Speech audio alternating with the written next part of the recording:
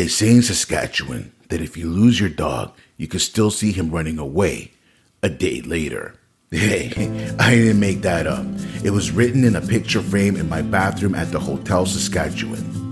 Those plains and never-ending horizons, and disappearing in the horizon are those straight roads that seldom bend, incline, or decline.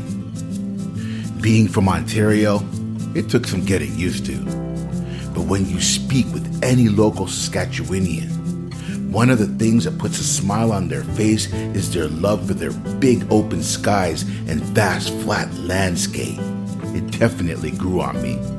But there's a place in Saskatchewan, about 20 minutes from Saskatoon, where my soul was filled with this overwhelming feeling that it was meant to be. It is a place with its feet planted firmly in the past, present, and future simultaneously. A sacred site and gathering for more than 6,400 years. That's twice as old as the Egyptian pyramids. I'll let that sink in. This place is Wanuskewin, a Plains Cree word roughly translated as seeking peace of mind. Now, whether I was seeking it at the time or never realized I needed it, peace of mind was found, and it was meant to be. I attended the moon dinner, a decadent meal prepared by the incredible chef Jenny Lassard. It featured many seasonal delights foraged from the prairies and was served in 3 courses. I want you to pull up a chair, and I sure hope you're hungry. The story of Wanuskewin is about the restoration of the grasslands, the return of the bison, and the resurgence of the indigenous plains culture. This is an important place. It will get into your heart. It's not just up here. It will get into your heart. And as I say at the end of most of my little presentations here, you're all deputized. Take Wanuskewin into your heart. Do what you can. Tell your friends and neighbors. But just keep a good place for this.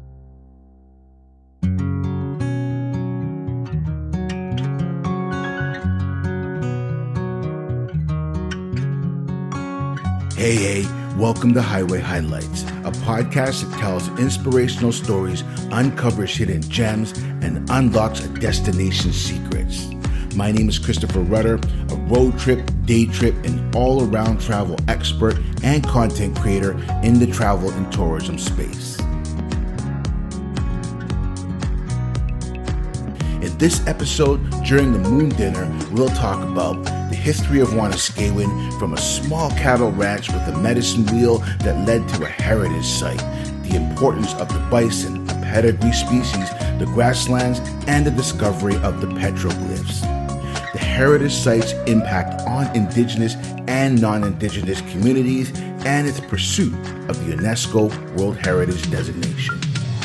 The evening was hosted by Honey Willow, an archaeologist and indigenous artist who shared incredibly personal stories, along with stories from the chief archaeologist and Wanuskewin co-founder, Dr. Ernest G. Walker, all while gazing out at the famous prairie sunset and beautiful Saskatchewan night sky. We started with baked bannock and choke cherry coulis, maple butter, and Saskatoon berry-infused water, where Chef Jenny Lassard introduced herself, her ingredients, her process, and what was on the menu. Until this point, we weren't sure if we'd be outside or inside, as in true Saskatchewan big sky fashion, we could clearly see the storm coming, lightning and all. Luckily, the storm and rain passed over us quickly, and we took a short hike from the center down to TP Village, where 20 of us sat across from one another in a row of 10 tables, waiting eagerly. There is a medicine wheel on the property. A medicine wheel is a boulder alignment. Think of it as a central mound of stones, like the hub of a wheel, and then a peripheral ring of stones around the outside, like the rim of a wheel. Some of them have radiating lines of stones, but there are different variations. This one doesn't. The important point here is that the medicine wheel on Wanuskewin is significant because it is the most northerly one on the Great Plains. And it's been known since the early 1930s. That was Dr. Ernest Walker, the founder of Wanuskewin Heritage Park. He has been on the property for 44 years and has been involved in basically every aspect of building this park for 40 years. He was a facility member at the University of Saskatchewan, now retired from the Department of Archaeology and Ology, and a special constable with the RCMP Major Crimes Unit. So I was a young student, and I wanted to see this medicine wheel. The problem then was the landowner, the rancher, who became a good friend of mine, but he had a reputation of being somewhat grumpy. And as I said the other day, he was very reclusive. He didn't like a lot of people around. And so that, together with his curmudgeonly behavior, he's not the kind of person you just walked up to. So I got a local farmer who knew him to make an introduction, and I got to see the medicine wheel. But better than that was we became friends, and he hired me to be his ranch hand. He was getting up in years, and the important part of that was everywhere we went doing chores, there were artifacts eroding out of the ground. Stone tools, bones, charcoal. And I would say to that old fella, I think we need to pay more attention to this. There was just too much of it. And I didn't think he cared at all. But while living in Austin, a student attending the University of Texas, during one of their weekly Sunday phone calls, the rancher said that he wanted to retire and sell the land to someone who would look after it. And that signaled to me he was listening the whole time. And that is the seminal piece of what followed for the next 45 years. The only way I could see to save it, to protect it, was to develop it in some way. And that was the idea of building a heritage park. Now, back at the Moon Dinner, the first dish was an Askey Garden salad of local greens, Lakota squash puree, charred corn, heirloom beans, juniper vinaigrette, roasted sunflower seeds, puffed wild rice, and bison dry meat, plus blueberry and rose petal lemonade. While we eat, let's dive into the idea of a heritage park. The idea of a heritage park, I just thought was the only way to go. And it was a tough sell in the beginning. Not a lot of people were in favor of it. What year was this around? This would be 1980. At that time, Dr. Walker was willing to talk to anyone he thought he could bring on board, including the city council, the government, and people attending conventions. Not having any money or an organization backing the idea made it that much more difficult. I did talk to a group, though, in the city, prominent businessmen, lawyers, who did see the light, as it were, and they formed a group to try to raise some funds to establish a modest interpretive center and a small trail system, which would be the basis of the early part of the park. I like to think in Saskatchewan we have great ideas, but we never have any money. So it took almost a decade to raise the money to do that. Now, at the same time all that was happening, I remember telling that same group of influential people that this is about Indigenous culture history. We didn't use that term then. And they should be involved in this.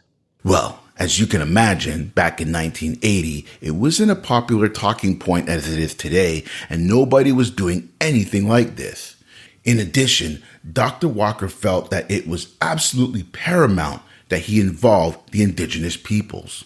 I had some friends who were prominent elders, and one in particular, the late Senator Hilliard McNabb, well-known Indigenous statesman and former chief. And he took it upon himself to bring other influential elders in. That didn't happen overnight either. It took 2 years of work and connection with them. Yeah, it's about gaining trust. Yes, it's about that. But I think the big thing from their point of view was they would tell me, Ernie, you don't know nothing. Meaning I was, in their view, just a boy. And I had to be trained or steeped in traditional ways. So in those years, I was attending ceremonies, lots of them, places where maybe I shouldn't have been. But it was their choice. They chose me. I didn't necessarily choose them. 1984, Dr. Walker and the elders finally had a sweat lodge ceremony at the park. This was when a final decision was to be made regarding their participation in the park. And the decision was yes. And as I indicated, their reasoning was this will be good for Indigenous kids who live in the city and don't have traditional contact. It'll be good for non-Indigenous kids who might learn something about treaties and obligations. All they wanted was to try to bring the two solitudes together. They were trying to do reconciliation. And I thought that was pretty good. I mean, I was just happy that they were going to be involved because it was so groundbreaking. But that same afternoon, that day, an elder that was there, his name was Lawrence Tobacco, he came to me and he said, you know, Ernie, we really don't know what this park is. We don't know what a heritage park is. The real reason why we've decided to join you is we think it was supposed to happen all along. He was thinking spiritually. He was thinking like it was a prophecy. And that was also a seminal feature of the park because at that point, we've been together ever since. It took off. Everything he said has come to fruition.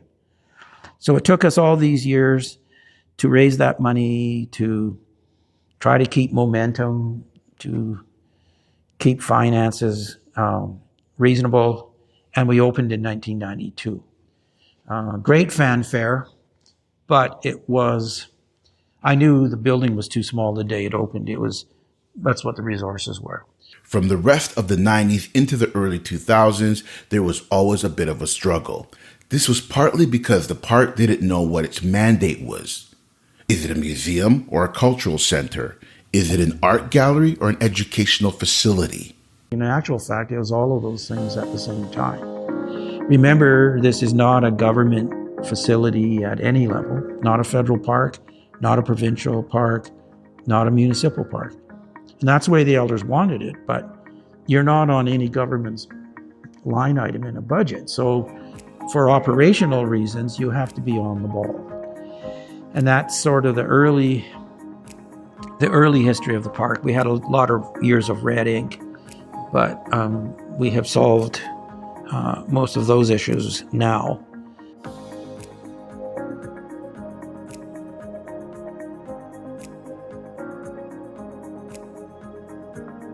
Okay, they're bringing the main course around. Yes, bison tenderloin seasoned with yarrow and sage, smoked bison broth, crispy chanterelles, nettle, and potato. Succulently delicious.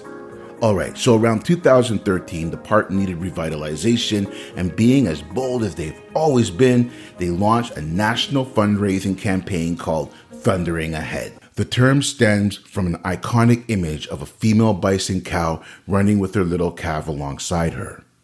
They set out to raise $25 million for a large park expansion, but their efforts were so successful that they raised $38 million.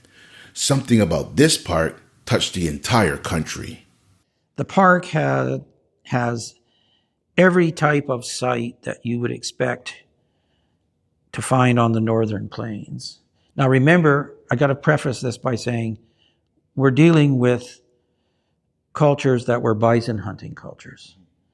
That's their main economic focus. And in fact, even their spiritual life is tied around bison. So we have bison jumps, places where animals were procured.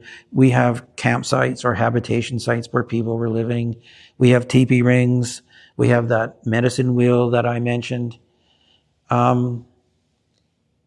We used to lament the fact that the only thing we didn't have was any examples of rock art. And why would we? Because there are no caves here. There's no cliffs, escarpments, rocky escarpments. So I did know that Plains people did carve onto boulders or paint on small boulders, but we hadn't seen any.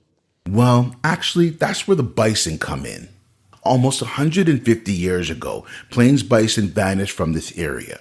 It's important to note that they are very special animals because of their genetic pedigree. Their presence ultimately affects the surrounding ecosystem. In 2019, Wanuskewin collaborated with Parks Canada to reintroduce these bison to their original prairie habitat.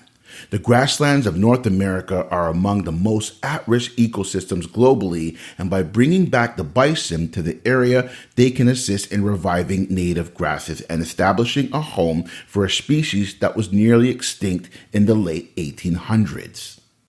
Every step that they take, their hooves are like rototillers, so like churning up the earth, and they're creating spots for seeds to drop. Seeds that are caught in their long beards and that. Their goal is to rebalance this area where wildlife, prairies, human communities, and spirituality are once more in harmony. And of course, they're fertilizing everywhere that they go as well. So this is creating perfect environments for those natural prairie grasses to grow. This is growing natural wildflowers as well.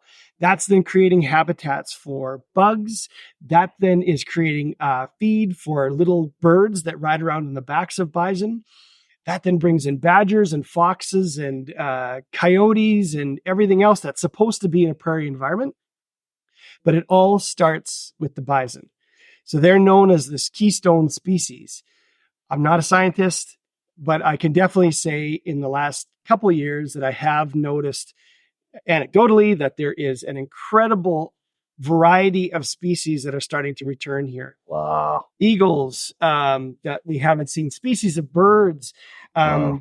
These little cowbirds that ride on the backs of bison are starting to collect the hair of the bison to line their nests. Sure.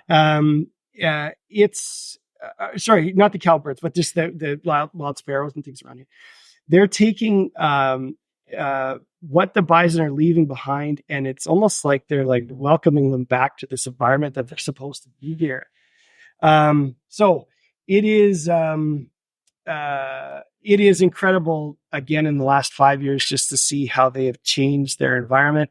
They don't need anything from us at all. They are totally self-sufficient. All they need is just to be brought back. In the following year, August of 2020, the bison were up where they water, and they wallow up there. Bison roll around and give themselves dust baths, so they knock all the vegetation down. And I was just standing there watching them in this paddock one day, and I looked down at my boots, and there was a boulder partly protruding through the ground, and it had a big groove running over the top of it. And I thought to myself, well, it's just old implement damage. Some farm equipment has hit it and made this groove. But as we brushed it off and excavated around the margins, it's a petroglyph. Now, it wasn't humans or Ernie or myself who had found the petroglyph. It was actually the bison. This is Honey Willow, our host for the evening, the archaeologist and indigenous artist I mentioned off the top. So where this was found was actually in the bison paddocks, right at the very end of the bison jump that we were standing at earlier.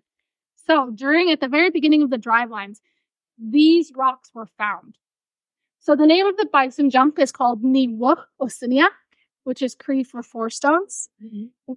And the bison had eaten all of the foliage down until maybe about this much of the top of the rock was seen. He had noticed that there were carvings on this rock. It's got parallel lines that look like the ribs of an animal, and then running right down the middle where you would expect to see vertebrae was a little horned spirit figure. And it's part of something called hoofprint tradition rock art. We know how old it is. We know where it occurs. And we even know what it's about. It's usually associated with bison procurement sites. And this one is, because there's a bison procurement site just outside the building here. And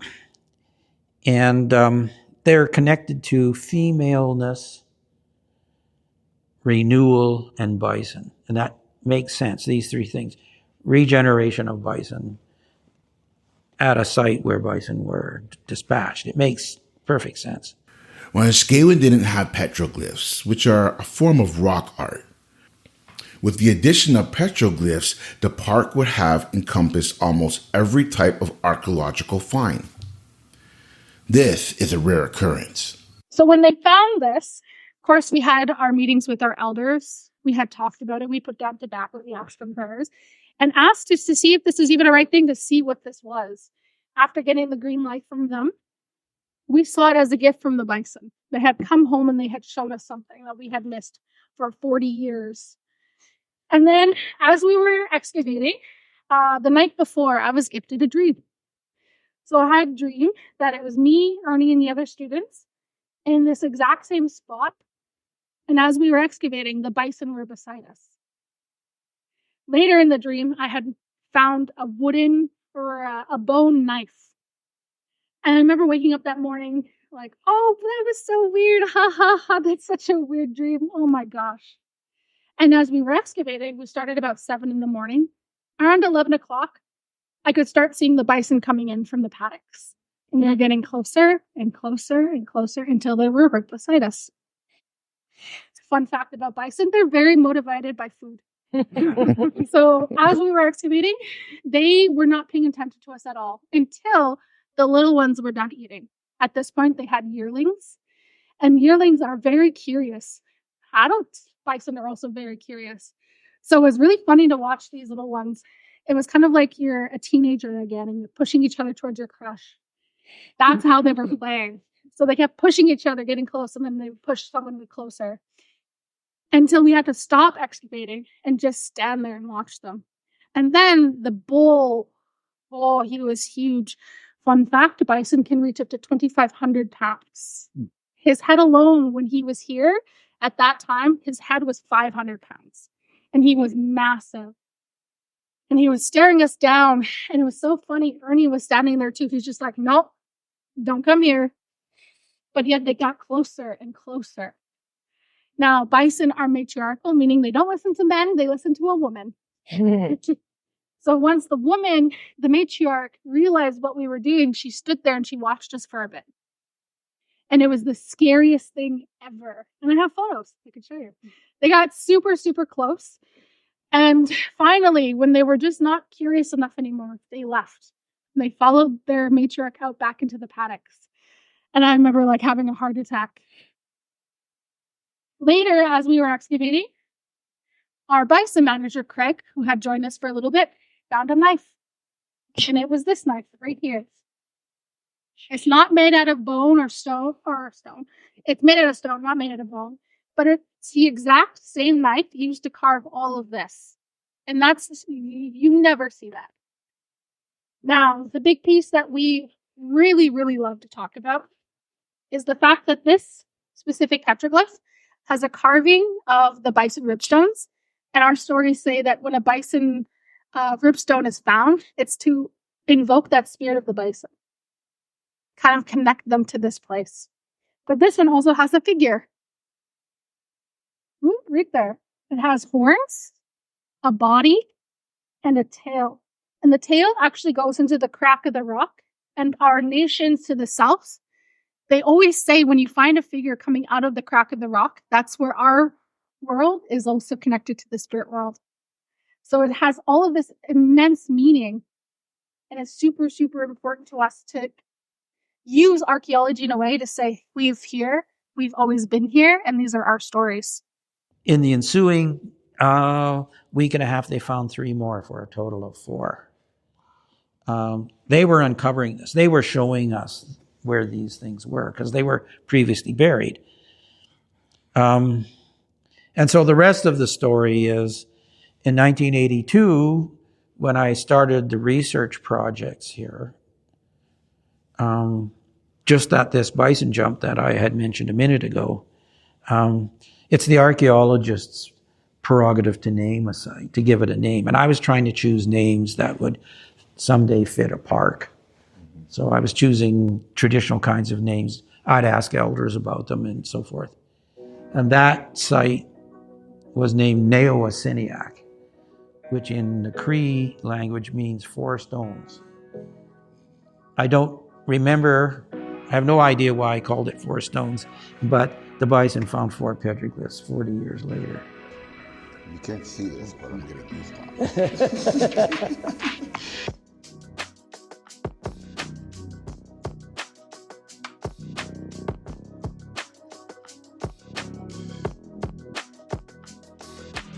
For dessert, traditional berry stew with birch whipped cream. Oh, and it was so good. I started working here to kind of just more reconnect with my culture too. But I was thinking this one time, there was this girl in high school and I was doing this program where you talk about like different technologies and uses of the bison. And at the end of it, like in front of her class, she's like, oh, like that kind of made me sad. And I was like, oh, but like, I was like, why? I'm like, sometimes I get vegetarians, they're sad talking about the uses of the bison. But she had said, she's like, oh, it just made me realize how much I don't know my culture. That was Jessie, one of the staff here at Wanuskewin. She's like, thank you for like sharing all of that. And it kind of, you could tell too, it kind of just sparked a little bit of a passion in her that this is all that's out there kind of thing. So I always fall back on that one because that was just, I was like, what did I do? I'm like, oh no, what did I make you sad? Another one of the staff here is Chanel, whose grandmother was one of the elders directly involved with Wanuskewin. And she would always drive her to meetings all the time. And it's pretty cool. Like my connection, especially with Wanuskewin, was mainly, I've never been here. Like the whole time I've heard about it, I just never came around to come to visit. And it wasn't until I came here and was offered a job to be a dancer. And then I ended up discovering that my Chapan Philomen was one of the elders here. And I found that out just by reading that on the wall. And then my cook might tell her where I started working. And then she was telling me like, oh, that's like where a lot of your family has been. And like showing that there's such a deeper connection with that I've had so much family here. And I've seen people, even in the exhibits, right, we have those language pillars. I've seen people touch them and like, oh, my kokum used to speak that language. Or like, that's the first time they've heard their language kind of thing. So there's all these just little moments in the day that just stick with you. So let's talk about the UNESCO World Heritage Site. We launched into this massive expansion.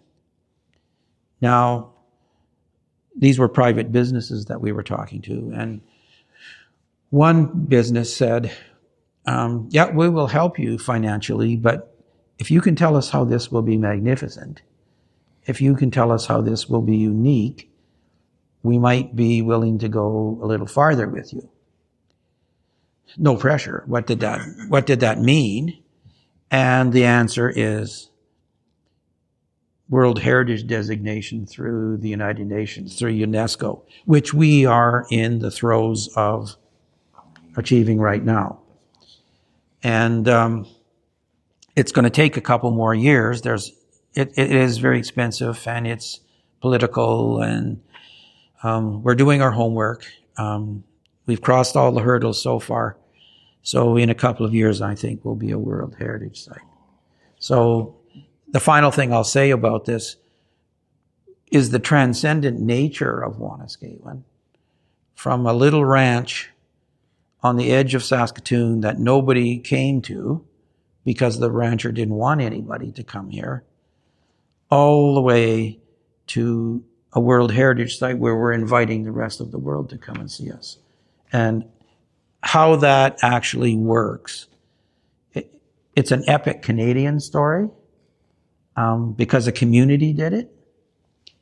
A province did it. And our country is, I think, rooting for us to get this.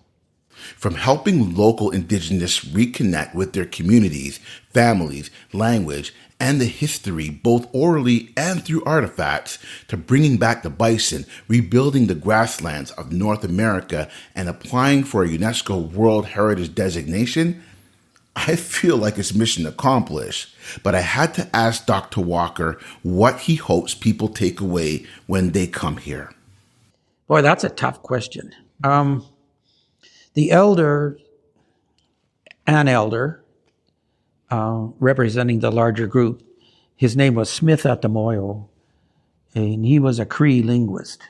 So he knew Cree as fluently as anybody could get.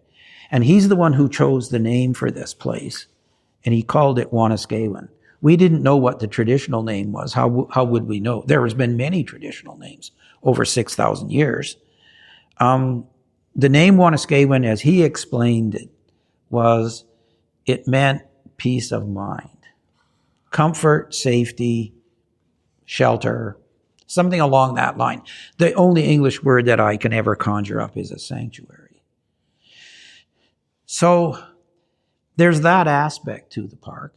A lot of visitors who come here say they feel differently when they come here. For some reason, they say, I can't put my finger on it. I just feel different. Saying that in the car. And, that kind of goes back to what that elder said. But I think it's more than that. There are people who are really interested in archaeology, and they like the time depth of this place. Some of them might even be science aficionados, so they might like the fact that we've done scientific excavations here for 40 years. There's the educational component to this. And so all the school children that come here, and that's part of what I think the elders were saying, we want to bring the kids together. In this day and age, there is a lot of interest in Canada on what is called Truth and Reconciliation. And so Wanuskewin is seen to be a part of that. We've been doing that for 40 years. I don't know what the big deal is, but... and then overall, I think there's a lot of people that love the Great Plains. Not as many as I would like. God knows I do. And I was just talking to a group at a Hanwi dinner on Saturday night about the Great Plains and why what looks to be an austere, abandoned terrain is not. In fact, it's very significant. And I think some people are starting to catch on to that idea. This is our home. I know artists and writers have known about the Great Plains and all of its attributes for a long time. Point is, people come here for a lot of different reasons. And they could be international visitors who have no clue about bison hunters or no clue about North America at all. But there's still something here when they hear stories and they see traditional dance or whatever it is, the art that we have in the art galleries. There's something here. Now, the real question would be, what do I think it should be? I've spent 40 years trying to figure out what the Wanuskewin story is. I'm slow, I get it.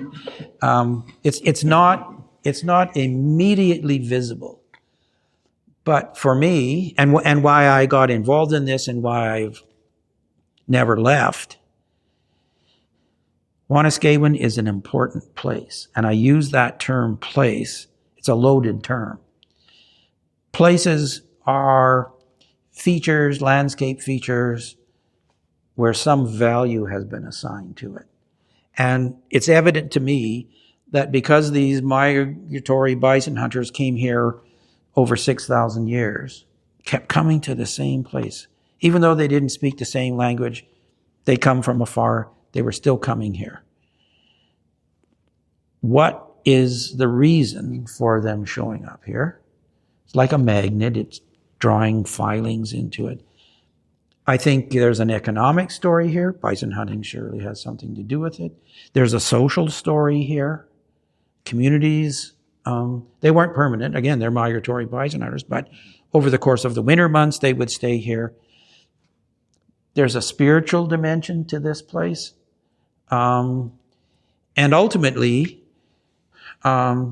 something that's intangible are the views, the viewscapes, the vistas, just because of the way the local geology is. Some people find that quite breathtaking and emotional. So you put all of those things together, the bison, the history of the grasslands, what happened to our indigenous people. I can't turn the clock back in time, but I can try to give a glimpse for what it was like at maybe a more innocent time. That's it for me. That's what I want out of this. Being able to see so much of the night sky is truly something special. It's like sitting in the middle of a snow globe, and everything from lightning dancing in the sky to the night stars coming out to play is on display with a 100% unobstructed view. Magical.